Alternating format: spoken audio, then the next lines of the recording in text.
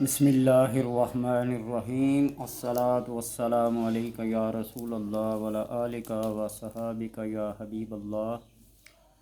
اللہم صلی علی محمد و آل محمد، اللہم صلی علی محمد و آل محمد۔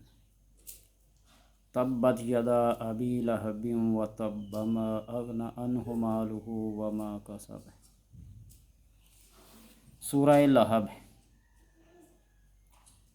ترتیب کے لحاظ سے 111 نمبر پر ہے اور اس کے اعداد 5826 ہیں۔ تب لہب مختلف معنی ہیں۔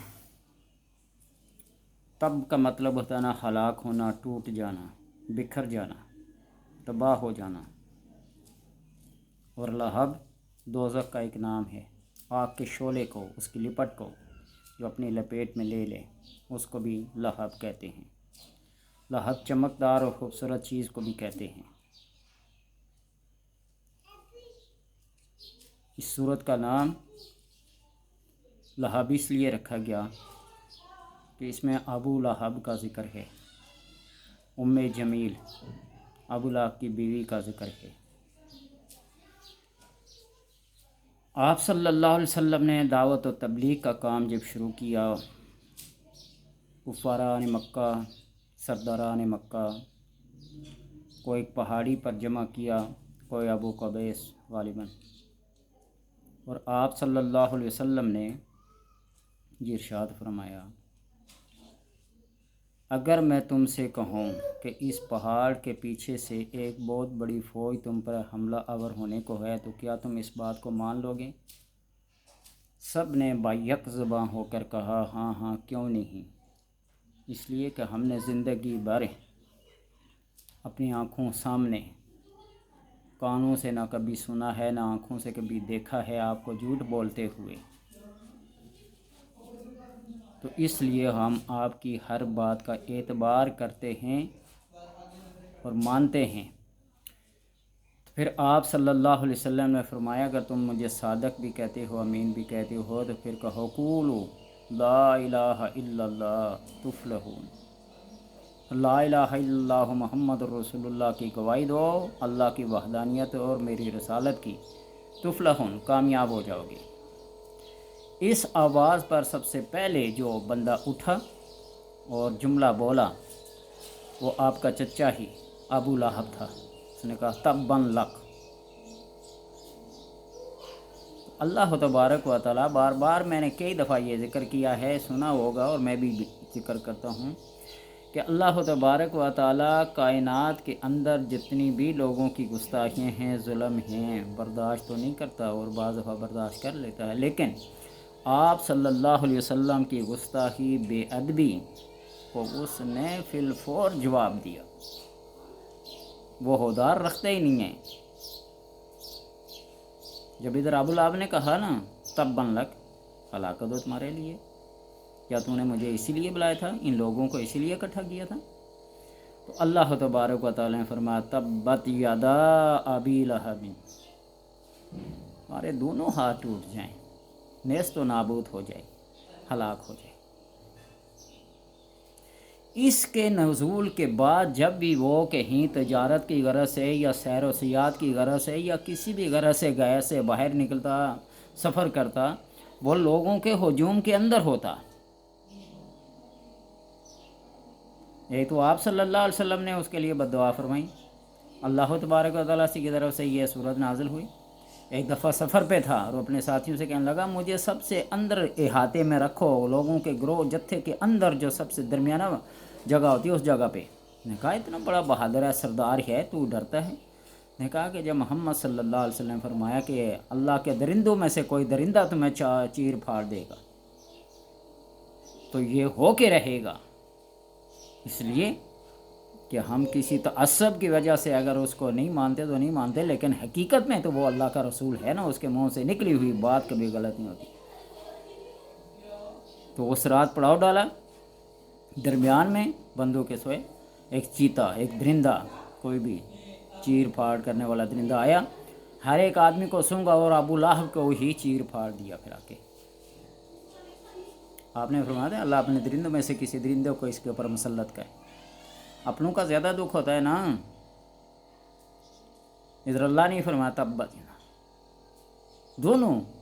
ام جمیل بھی اسی لپیٹ میں آئی، وہ بھی کانٹے اور کانٹے دار جھاڑیاں کاٹ کر کے آپ کے راستے میں بچا کرتی تھی۔ فی جیدہا حبل من مسد، اس کی گردن کے اندر وہ مونج کی رسی پھنس گئی، ایسے گٹھا اٹھایا ہوا تھا نا، جس طرح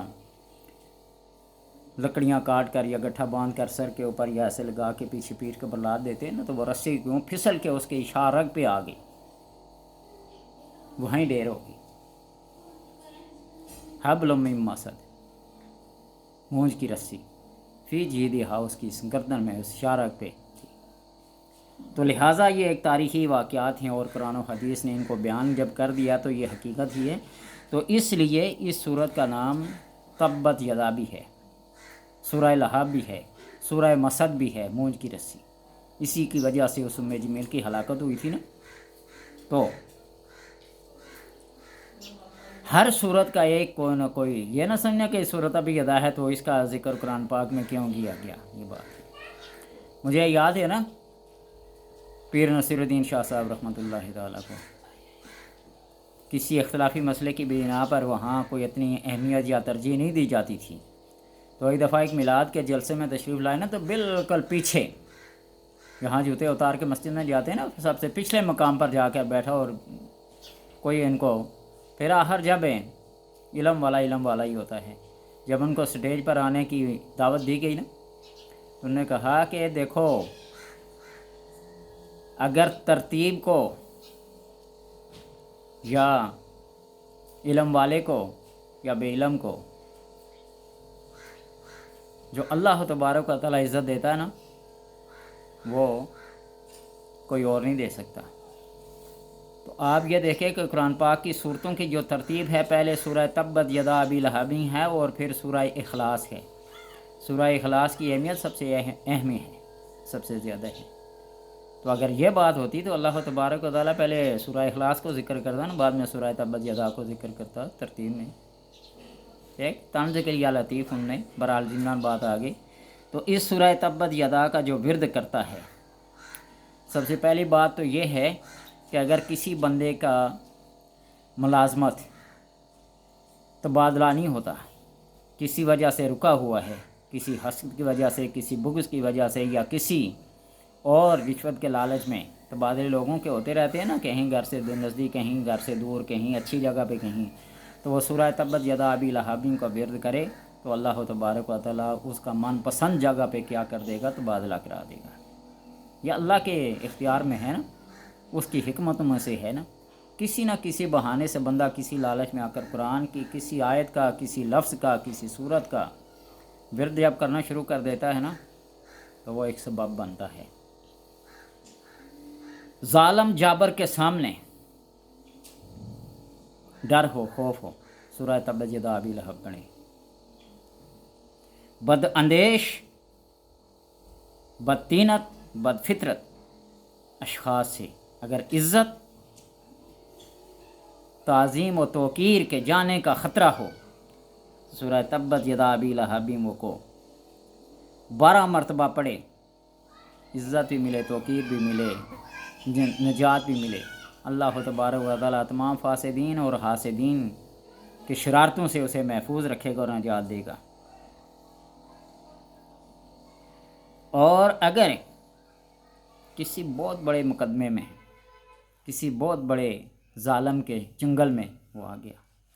تو 3000 مرتبہ پڑھے، ظالم اپنے منہ کی کھا کے پیچھے ہٹ جائے گا۔ اللہ تبارک و تعالیٰ کے یہ عاجز و مسکین بندہ قرآن پڑھنے کی وجہ سے نجات حاصل کر لے گا۔ اور سب سے بڑی بات یہ ہے کہ بعض لوگ، یہ بات کئی دفعہ ذکر کر جاتا ہوں، یہاب لمن یشاء اناسا و یہاب لمن یشاء ذکورا او یزوجہم ذکرانا و اناسا و یجعل من یشاء عقیما۔ بیٹے دینا، بیٹیاں دینا، بیٹے اور بیٹے دونوں دینا، اور کسی کو بانجھ کر دینا، یہ اللہ کے اختیار میں ہے، لیکن جب اس کے ہاں تقدیر معلق کے اعتبار سے گڑ گڑا کر دعائیں مانگی جاتی ہیں، کلام پڑھی جاتی ہے، وظائف کیے جاتے ہیں، تو اللہ تبارک و تعالیٰ اس اپنی تقدیر معلق کے تحت اسے کچھ عطا کر دیتا ہے۔ کسی کے ہاں اکثر لڑکیاں ہی ہوں، اولاد نرینہ کا وہ خواہش مند ہو، تو اس شخص کو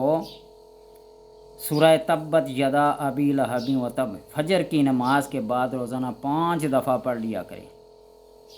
5 دفعہ پڑھ لیا کرے۔ اور اگر یہ نہ پڑھ سکے تو یا حاکم ہو 70 بار، یا حاکم اللہ کا نام ہے نا، یا حاکم ہو بحق زینب علیہ السلام، بحق زینب علیہ السلام۔ اعتراض کرنے والے اعتراض کرتے رہیں گے، کسی کا واسطہ دے کر، کسی کا وسیلہ دے کر مانگنا یہ شرک ہے، یہ بدعت ہے، یہ فلاں ہے، یہ فلاں ہے، کہتے رہیں۔ ہم نے اپنے مقاصد کو دیکھنا ہے۔ اللہ تبارک و تعالیٰ نے جو ہماری تقدیر میں تقدیر معلق کے تحت اسباب کے ذریعے، اسباب کے تحت جو کچھ لکھا ہے، ہم نے ایسا کرنا ہے۔ یا حاکم ہو بحق زینب علیہ السلام فجر کی نماز کے بعد 70 بار روزانہ پڑھے،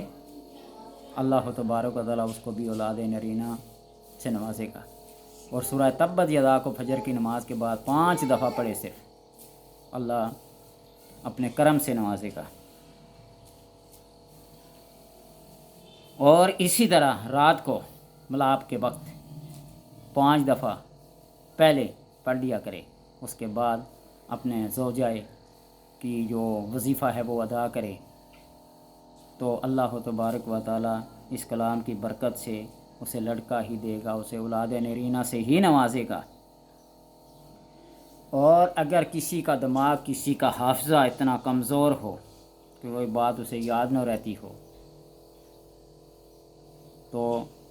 سورہ تبت یدا ابی لہب کی فجر کے بعد روزانہ 1 دفعہ تلاوت کر لیا کرے، اور دم کر کے پانی پی لیا کرے، یا دماغ کے اوپر، سر کے اوپر ہاتھ رکھ کر پڑھ لیا کرے، تو اس کا دماغ، اس کا حافظہ تیز ہوگا۔ جو لوگ سورہ یوسف یا سورہ اخلاص کو کثرت سے پڑھتے ہیں،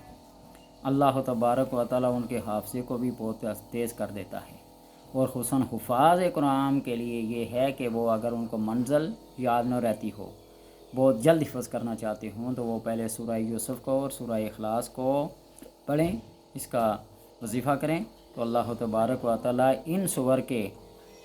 وظیفہ کرنے کی وجہ سے ان کے دماغ کو یوں ایسے تیز کر دیتا ہے، قرآن پاک حفظ کر لیتا ہے۔ اور جب قرآن جیسی عظیم کتاب اس کے ذہن میں، اس کے دل میں نقش ہو جاتی ہے، وہ حافظ بن جاتا ہے، تو دنیا کی باقی چیزیں اس کے لیے یاد کرنا، حفظ کرنا، یا ان کے دماغ میں اندر جو میموری ہے اس کو کیا کرنا، فٹ کرنا، کہ کوئی اتنا مشکل کام نہیں رہتا۔ یہ اللہ تبارک و تعالیٰ کی کلام ہے، اس کو امراض کے لیے، اس کو حاجات کے لیے، اس کو شفا یابی کے لیے، اس کو اپنے منزل کے حصول کے لیے، اس کو اپنی روحانی ترقیوں کے لیے، یعنی غرض کہ دنیا کے اندر بندے کے جتنے بھی مقاصد ہیں، جتنی بھی حاجات ہیں، وہ اگر اس کلام کا سہارا لے کر اللہ تبارک و تعالیٰ کے حضور سر بسجود ہو گئے، اپنی جبین نیاز کو جھکا لے، تو اللہ تبارک و تعالیٰ سے کوئی بعید نہیں ہے کہ وہ کائنات کی ساری نعمتیں اس کی جھولی میں ڈال دے۔ اور یہ بات کہتا ہوں نا کہ جب بندہ وہ قرب حاصل کر لیتا ہے، تو یہ پھر ان کی خواہشات کیا ہو جاتی ہیں، مر جاتی ہیں، مٹ جاتی ہیں۔ پھر لوگ کہتے ہیں نا، یہ بابے اگر کسی کام کے ہوتے تو یہ ان کے خود ہیں۔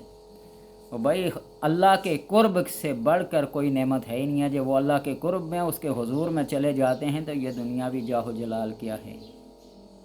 دلوں کے اوپر حکمرانی جو ہوتی ہے نا، دلوں کے اوپر، آج امام ابو حنیفہ کو لاکھوں دلوں کے اوپر، لاکھوں دماغوں کے اوپر وہ نقش ہیں۔ ان کے دور کے بادشاہ کو کوئی جانتا بھی نہیں ہے۔ احمد رضا خان صاحب کو دیکھیے، امام احمد بن حنبل کو دیکھیے، یہ لوگ ایسے ہیں جو دلوں کے اوپر نقش ہو جاتے ہیں، دماغ کے اوپر نقش ہو جاتے ہیں۔ تو اللہ تبارک و تعالیٰ سے دعا ہے کہ ہمیں ان نیک لوگوں کی سیرت کو، ان کی تعلیمات کو اپنانے کی توفیق عطا